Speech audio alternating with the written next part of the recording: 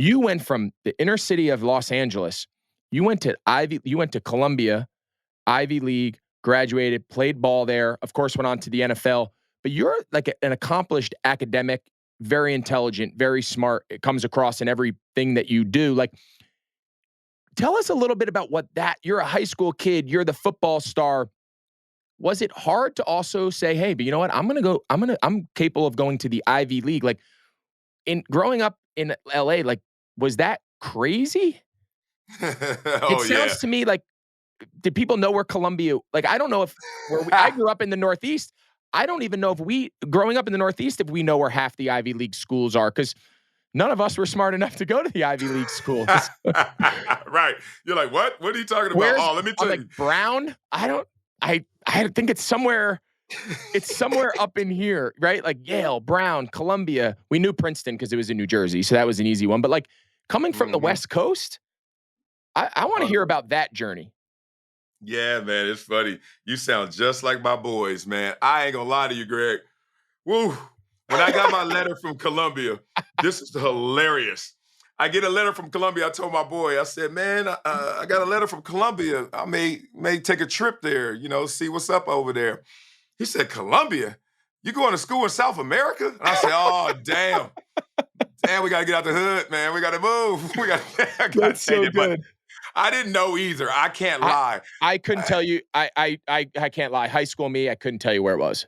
No, not at all. I heard of Harvard, Yeah, of course. Yale, and Princeton. And it was because Bill Cosby used to wear on the Cosby Show the sweaters. And that was the only reason I knew. I was like, why Interesting. he kept wearing these sweaters from these schools. And I was Yeah. like, oh, those are Ivy League schools. I never knew there were 8 Ivy League schools. I thought it was only those 3. And so this is how it happened. It kind of came together from a lot of different places. I had a coach that went to Columbia.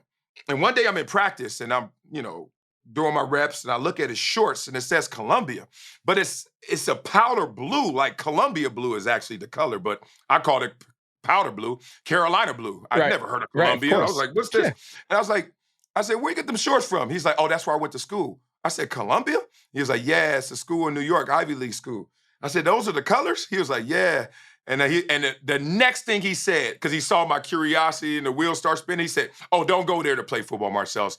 It's the worst football program in the country. And I thought he was exaggerating, hyperbolic. Turns out they had a 44-game losing streak at the time he was saying that, and he was dead on. Like Prairie View A&M finally beat their streak, but to that point, it was the worst college football program in the country. And that piqued my interest only because of the Ivy League Of academic course. reputation, right? So I take my recruiting trips. I say I was a 4-star. Like my senior year, I was a low 4-star because my senior year, we only have 17 players. I transferred schools to go to a better school.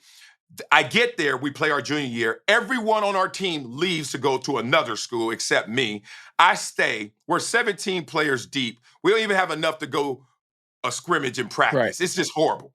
So that hurt my recruiting to a degree. We didn't win one game. We go 0-10, and then they retroactively give us one win because they had an ineligible player. So basically, we are an 0-10 team with 17 players, but you got this baller on the team named me. So I'm still getting recruited by big schools. And I remember taking my recruiting trip to all the big schools, but Columbia. And growing up in LA, there's only one other city that rivals LA in our imagination. That's New York. Yep. Like you grow up, I'm sorry, Miami, I'm No, it's fair. Yeah, sorry. it's real. Yeah. Everywhere else it was like, not LA, New York. That was the only thing. So I'm a big rap fan, big breakdancing fan, Beach Street, and just going way back in the days, the culture of New York exported to LA. So I'm like on a recruiting trip, 2 days in New York City. First time I ever seen snowfall.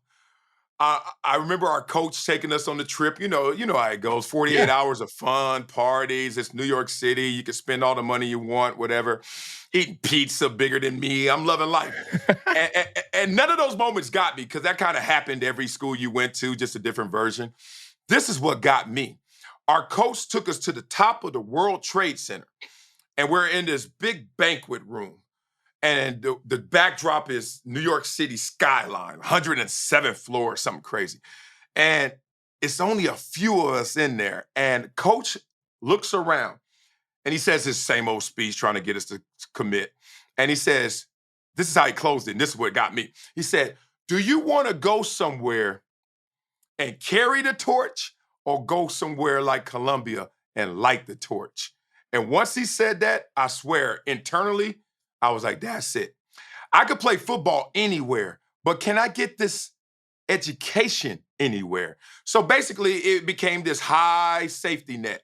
I'm going to walk the high wire of trying to make it to the NFL with the highest safety net I could have possible in Ivy League education.